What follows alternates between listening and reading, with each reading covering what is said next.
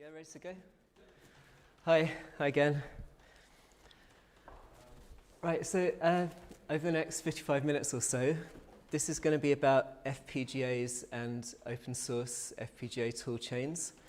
And the kind of aim of this workshop is to, well, by the end of it, you should be able to take a kind of basic, affordable, cheap FPGA and turn it into a synthesizer.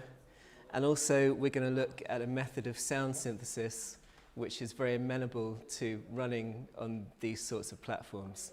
So that's the aim. It's going to be split. About half of it I'll kind of talk through about the open source tool chain and how it works and how we can make a really basic synth. And then we'll look at this method of synthesis called ByteBeat, which uses logic functions, and you can try that in a web browser online using a live coding system. So we'll kind of split it into a walkthrough and then some practical stuff after. I think I just said all that. All right, so FPGAs, we've had a lot of talk about them already today. So just to reiterate, field programmable gate arrays, these are programmable hardware.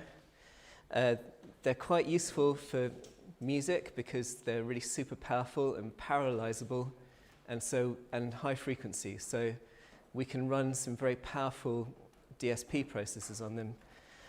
There's lots of interesting potential there. We've got this basic unit of computing. So we've kind of got the native resources of the FPGA, which is a lookup table. And so by programming an FPGA, we just configure how these lookup tables relate to each other and what transfer functions they have. In addition to lookup tables, we might have some memory, probably a very limited supply of memory, and we might have things like multipliers or, if we're lucky, stuff that does signal processing for us. These things tend to run very low power and very high speed. So the boards I'm going to talk about today, I'm going to talk about the open source version. So I've got one of these things here. This is a Lattice development board. They cost about 40, 50 pounds, I guess, or they used to at least, maybe not now. And you can get cheaper versions of these. There's one called the Iceworks, which costs about the same as a Teensy. So they're kind of in that bracket of affordable, hobbyist sort of tech, although quite different to the microcontrollers. So how do we program these things? So we program Arduinos and Teensys, usually with C, maybe Micro, Python or something like that. Of course, we've seen we can program FPGAs with Faust, so we've got some high-level tools that are kind of for specific purposes. The more general purpose stuff, we tend to go into something called hardware definition languages, and the two popular main ones are called VHDL and Verilog. So what's the difference between conventional programming languages and these hardware definition languages? Well, in a conventional programming language, we have a sequence of instructions which turns into assembly language, which gets fed through your CPU, and your CPU follows those instructions. In FPGAs, we don't have a CPU. We don't have anything really. It's just the basic kind of computing resources of logic gates, which you could actually build a CPU on an FPGA. So these hardware definition languages, they describe how you configure the lookup tables on the FPGA and how they connect to each other in order to make what you need to make. So it's a bit more like when you save a max patch to text, it describes how all the units connect together. So when we're programming in these hardware definition languages, it's more like kind of description of a circuit than a sequence of instructions in some cases. In some cases, it looks like a normal programming language as well, which is why it gets quite confusing, actually. If you're moving from, say, being a C++ programmer into using Verilog, there's lots of parallels which tend to get a little bit confusing. So FPGAs and open source. FPGAs have been around roughly since the mid-80s. So Xilinx, or in their kind of current recognizable format, Xilinx did the first ones of those. But it's taken until 2015 for open source tools to appear. And I don't really know why that is, but that's how it happened.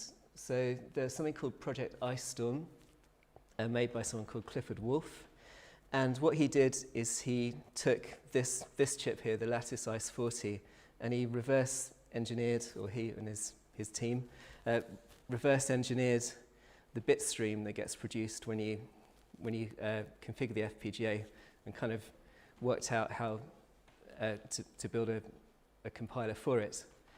And so since then, this stuff has taken off quite a lot, and there's now something called FPGA, which used to be called SymbiFlow, which is a kind of collection of open source utilities, and it only targets some very specific hardware, and maybe that's because some manufacturers really like to keep their stuff confidential for various reasons. And so Xilinx 7 series, which I believe Faust might be using, is that correct? Yeah. So you can get Project X-Ray. We'll do some open source tools for that, and then you've got a couple of Lattice chips.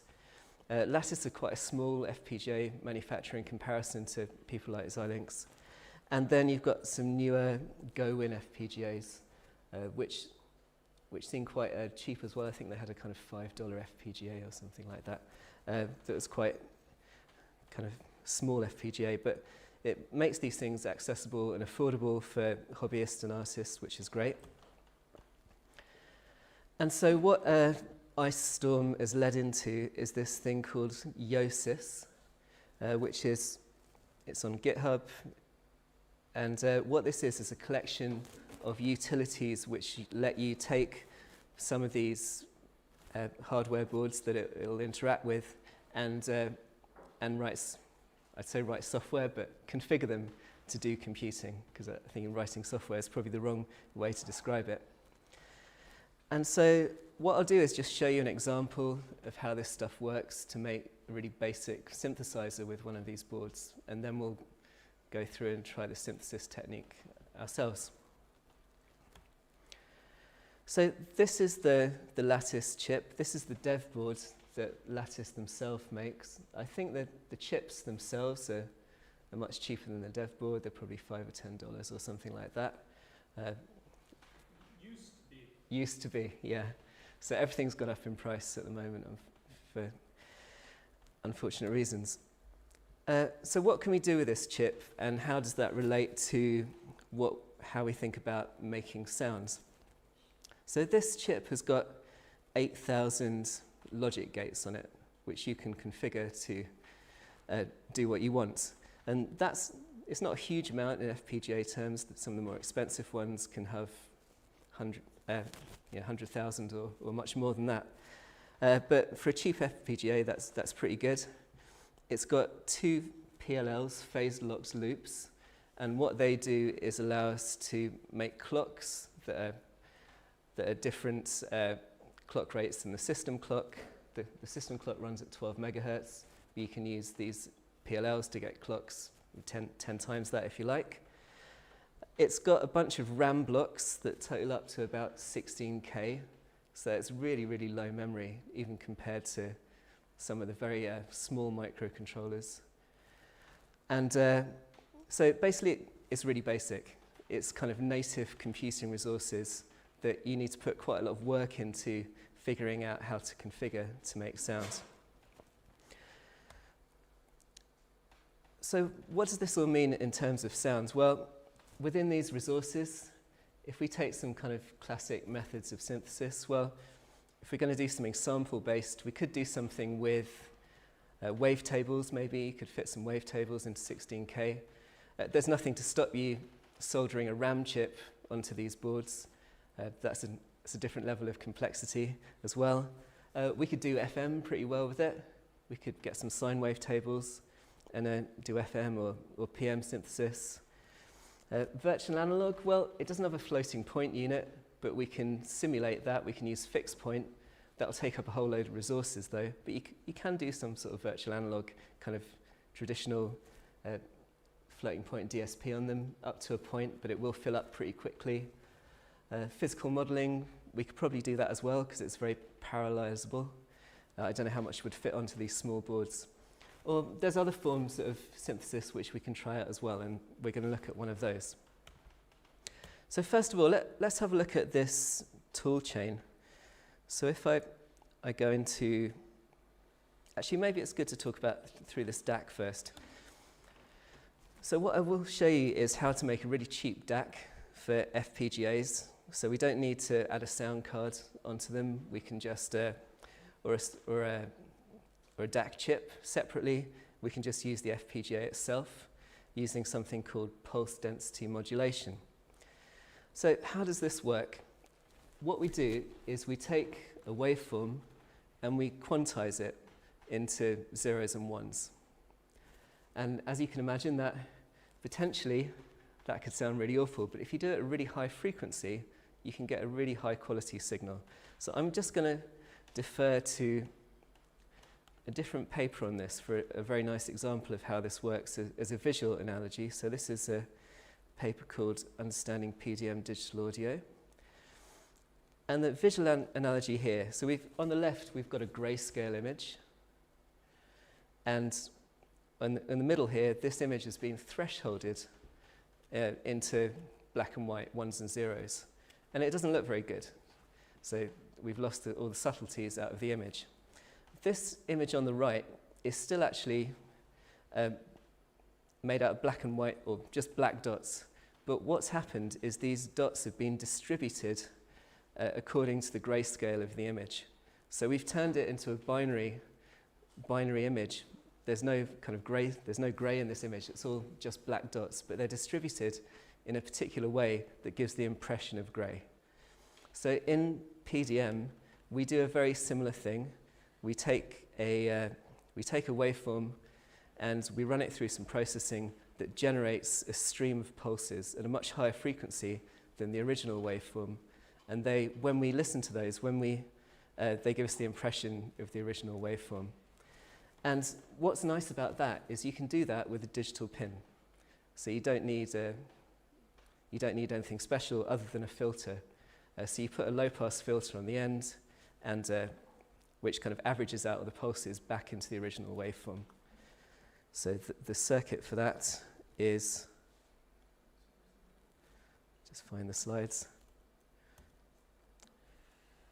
So very simply this. So we've got a low-pass filter here, RC filter. You can tune that to whatever frequency you like. We've got a coupling capacitor, and that's it. So on this FPGA here, so the sound card is literally a bit of stuff soldered into the socket, and it's attached to a digital pin. So it's all very simple to get a DAC to do that. Chris, can I just say one thing? So if you're having troubles to see the slides, because it's pretty bright, we need to keep the lights like this, because otherwise people remotely, they can't really see anything in the room. What I would suggest maybe is, if you have your computer, like, you can go to the live stream where there is actually the slides being in HD, but it's just that it's very, very small here, and it's very bright, so it's kind of hard to see what's. I think I might be able to flip the theme, actually. Just a suggestion. Yeah. If you can put a light theme, it would be. Yeah. I think that might work. Yeah. So this is the Verilog code for the DAC, and I'm not going to explain all this, but the main point is it's a very simple, small bit of code. It's only a few lines of code. So we run an accumulator at a very high frequency.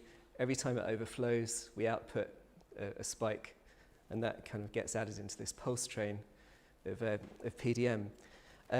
We have to run this at a high frequency, so that there's no strict rule of how fast you could run it, but people say roughly 64 times higher than the original frequency, which on a normal computer would be really complicated, but on an FPGA, that's fine. So on this one that I'm going to show you, I've just tacked onto a clock that was already running, so it's running at kind of 2,000 times oversampling. It doesn't need to be, but it seems to work fine. So yeah, I was going to kind of show you this tool chain as well. So Yosys is a bunch of command line utilities, and you can grab it from their GitHub. It used to be a bit complicated to install, but now they've just got a bunch of binaries that you can download, which makes things really easy, and it installs a bunch of stuff in your path on your computer. And it's pretty much simple as having a make file. So I could show you a bit of, we can kind of move into looking at some synthesis stuff. If I just shift over to a different workspace.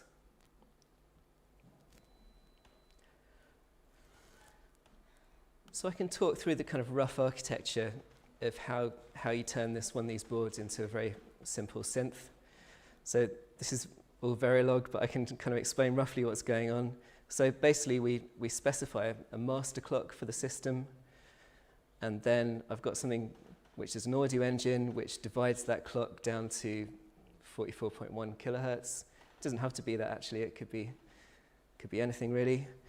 And I've got a bunch of code which runs in, which looks like logic statements, which is what's making some sound here. So this is the type of synthesis called byte beat, which we can have a look at. And then we send a signal to a DAC, and this is the DAC that I just showed you. So it's all fairly straightforward to make a sound. In Yosys, we just have a make file. So if I just change something here to make sure it compiles. Chris? Yeah. Can you zoom in? Because Yeah, really, sure. really tough.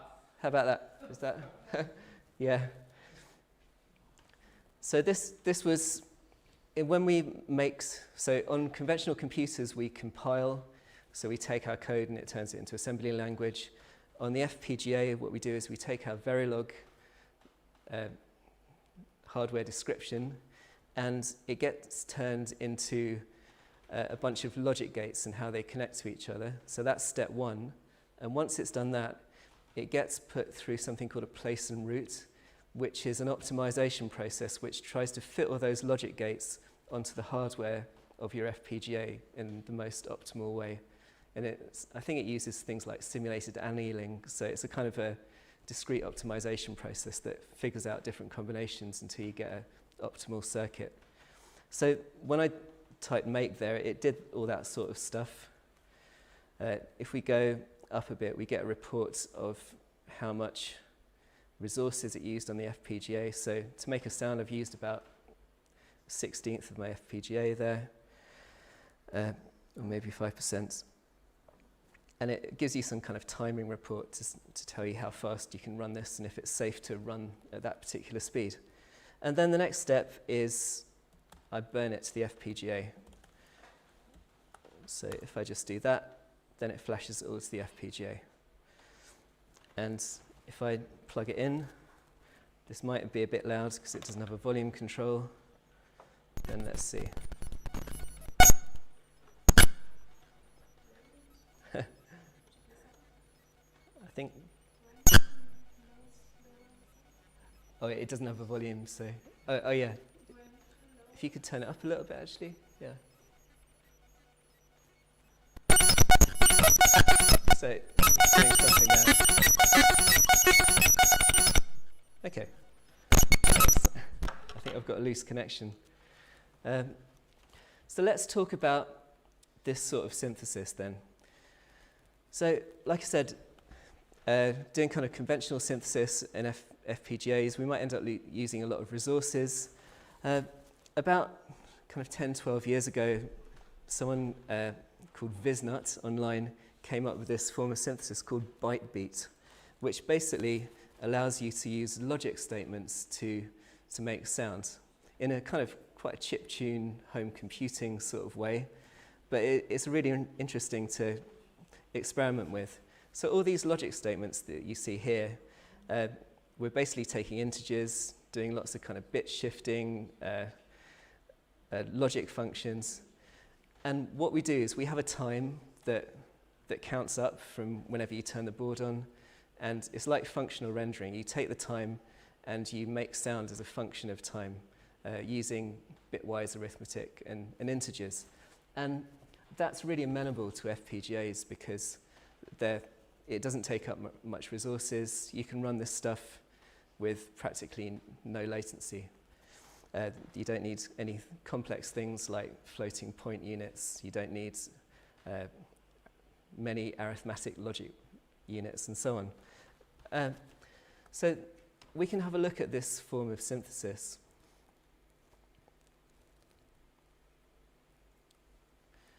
So what I will be showing you is something like this. This is a live coding system called SEMA, and it has a language called Nibble in that, which we can all have a try at. But first of all, I'll just talk you through the principles of this synthesis method. So this might be it's a bit hacky, but let's have a go. So what we can do is we can take a number and just get it to count up forever. And that could be an 8-bit number, it can be a 32-bit number. Maybe having lots of bits is good because it will take longer before you reach the max and have to loop back again. And as we count up that number, we can observe and change bits of that number and transform them into waveforms. And by doing so, we can make sound. So let's have a look at a really basic, this is a binary number that's counting up, as shown in binary. And let's have a look at the bits here. If we look at a bit in a particular position, we can see that the bit is actually an oscillator. It's a square wave. So if we look vertically, if we look at the 0th bit of this number, it's a square wave going up and down, up and down. If we go along a bit and maybe look at the 5th or the 3rd bit, we can see it's also a square wave, but it's just slower. So it's taking 4 counts off, 4 counts on, and so on. And we can go all the way along a binary number and pick out square wave oscillators just by looking at a fixed bit. So immediately, for free, just by counting up and taking one of these bits and sending it to the DAC, we've got a bunch of square wave oscillators running at different frequencies. And of course, this is it's not very flexible because all the frequencies it's all in octaves. It's double each other. So that's not great, but there's ways around that.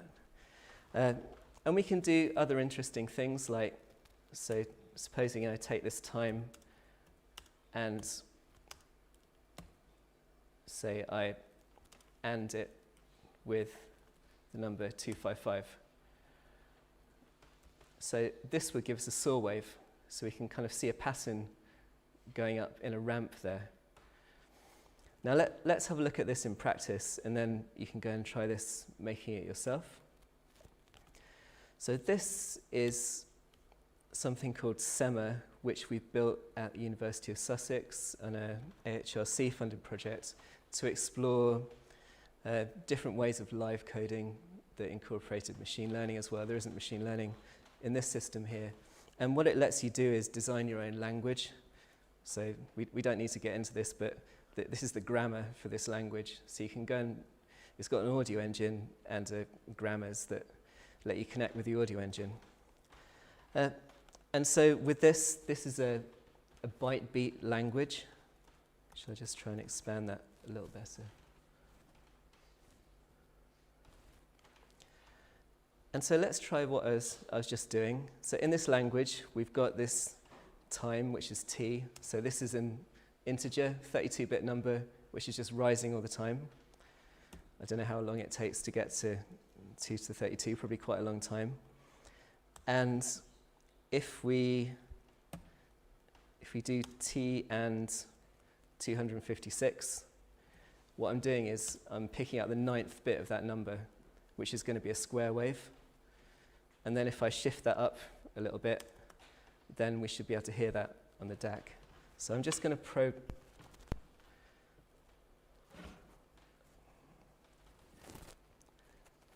Oh yeah.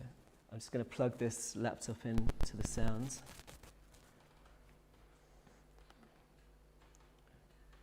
So if I run that, so then I get a square wave. I can make that square wave quieter just by shifting it to the left a little bit less. I can change the characteristics of the wave by fiddling around with this number here. You can get kind of different waveforms. Or we can do things more complicated, like the code that was originally here. So you can start to make more complicated things build up.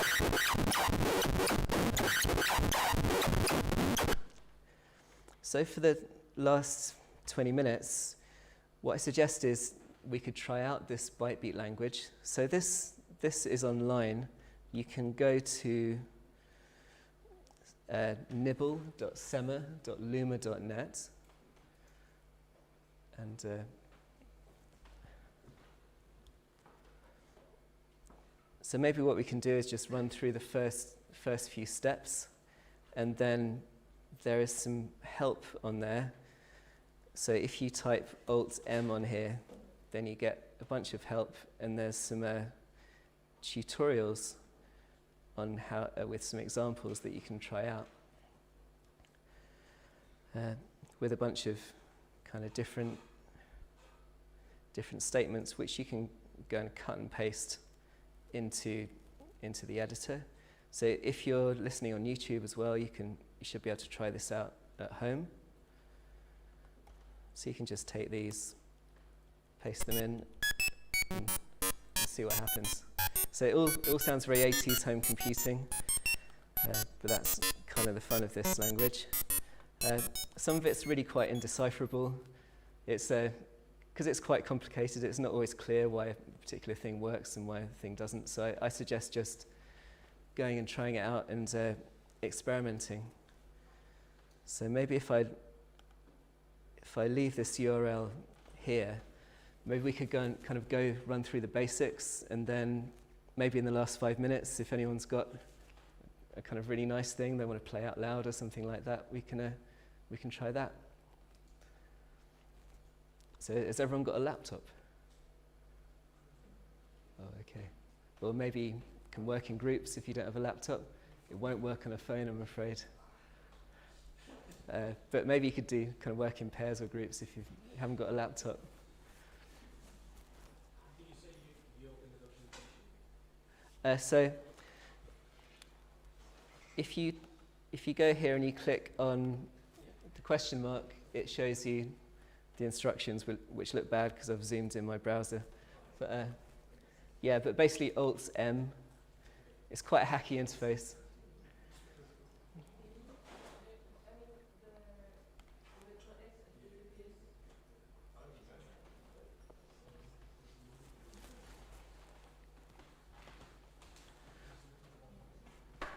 And while we're getting into that, has anyone got any questions about the open source stuff as well?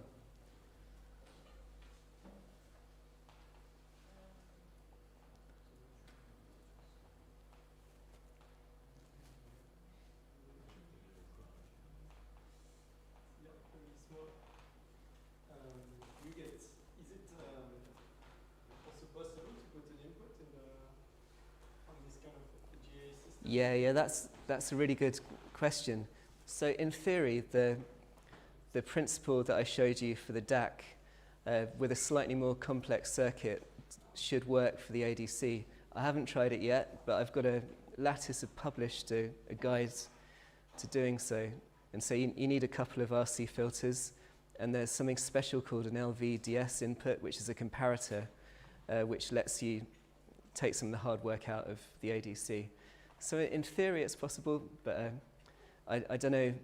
And also in general with these DACs and ADCs, I haven't done any formal measurement on them, so I don't know how many effective bits I'm getting out of it. Apparently, according to my Verilog, it's a 32-bit DAC, but whether it's actually 32 bits in effect or not is another question.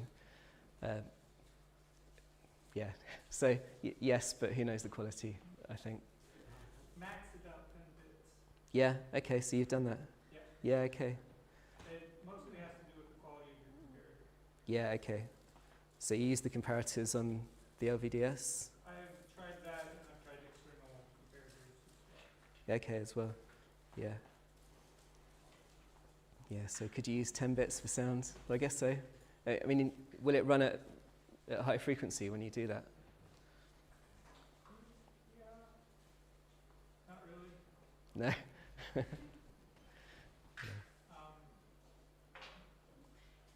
Yeah, I haven't had a bit, because there's that Lattice white paper, and there's also an old Xilinx one. Mm. I've messed it out a bit with both of them, and I think you can have more luck if you use external higher quality comparators, Yeah. but yeah, because it's a hybrid process, so your filter matters, so that's your comparator, so it's your drive stage, Mm. and all of these change depending on which FPGA you're talking about. Yeah. Because within any sort of ADC like that, you're also creating a DAC, Mm. and the DAC That's takes right. time, and the quality of the DAC Mm. matters. If you want a higher quality ADC like that, sticking a delta sigma DAC within the loop is maybe not the answer. You might want to go with some sort of a flash DAC or something that's faster and higher quality. Mm. I see. I suppose the dream with these is that you could really easily kind of, if you can make a DAC and ADC, really think, okay, well I can easily make an in-8 out sound card without much external electronics, and I guess you can do that at a low quality. But Totally can do it. yeah, I mean the DAC seems reasonable to me, pretty good actually. The DAC looks great. Yeah, yeah. So, yeah, at the beginning, I'm not sure I understood. So, this particular lattice FPGA was reverse engineering. Mm. So, they built this compiler for this FPGA. But it means that, so I knew somebody who did that in Brittany a long time ago, but the problem is that it has to reverse engineer every generation going out of lattice, or is lattice going to, see what I mean?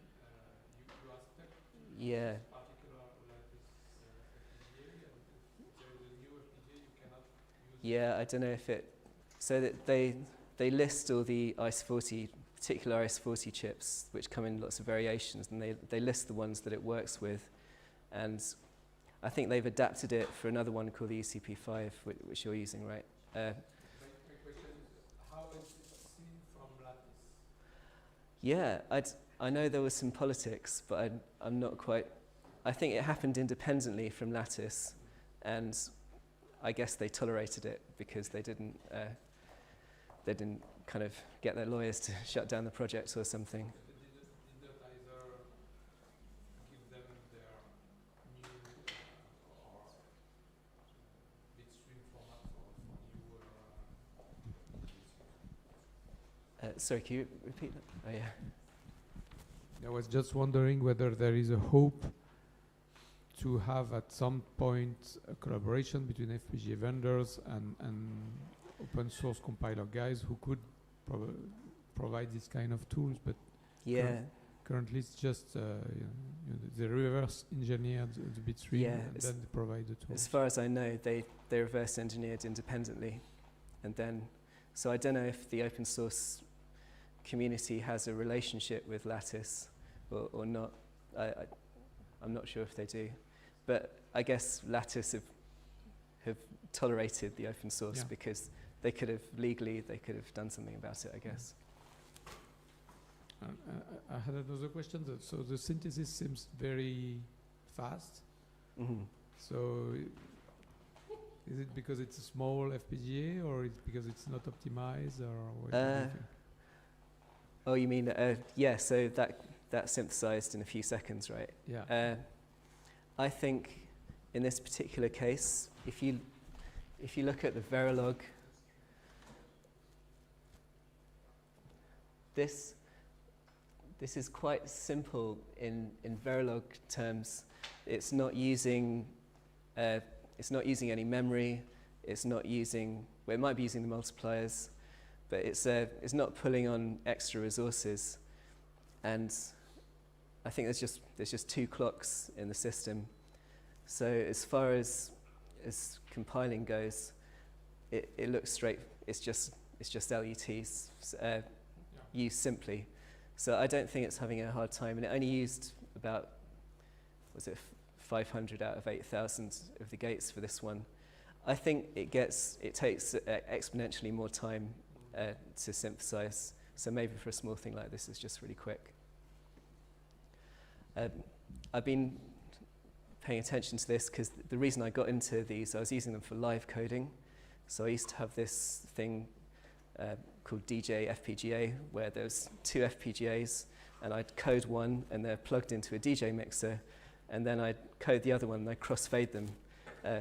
So kind of live coding with hardware, which is kind of how I started exploring this. And so I developed methods that you could do in performance time, basically. So I had to find stuff that compiled in 10 seconds, otherwise it wasn't going to really work.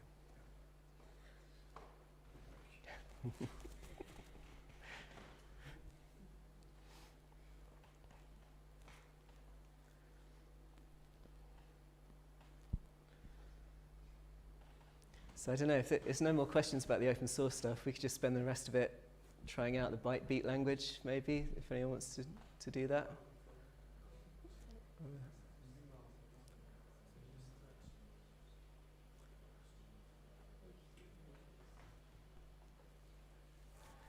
But some of you haven't got laptops, which is a bit tricky, I guess. Yeah, I don't know. What do you think, Ramon?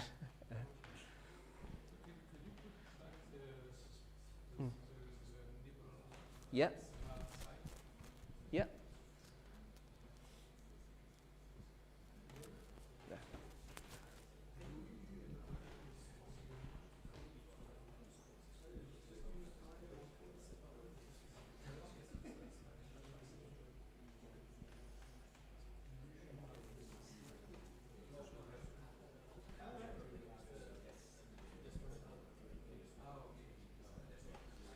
Yeah, what I would suggest is that you guys can try this. Like, we're supposed to have a coffee break after this presentation, so like, you can have an early coffee break if you want to go check the installations upstairs. That's another option. And basically at 4:30, we'll resume with one session here, and we're going to start with Maxime and Pierre, who will be giving a workshop on FPGAs again. And in parallel with that, there is going to be a 2 hours Faust workshop happening in the very colorful room in the entrance of the building. Okay, so you have to choose. It's either at 4:30 you come back here, or you go to the Faust thing. Okay.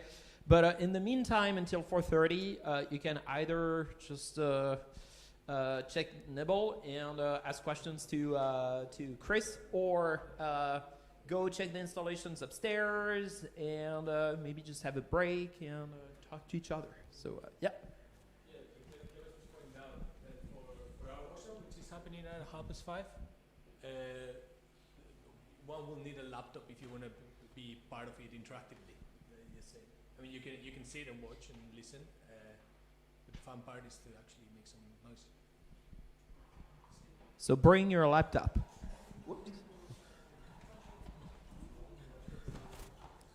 Okay, and of course, if you have questions for Chris, there is plenty of time to ask them. So, yeah. All right. Okay. All right. Oh, could you yeah, that is. Yeah.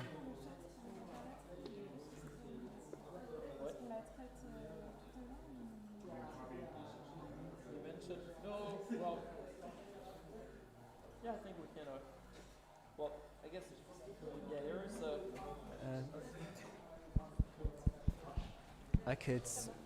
Yeah, there is a question in the chat, and the question is, I'm not sure, but I think this morning you mentioned PDM being one of the possible use cases of ML for music. Could you tell us how?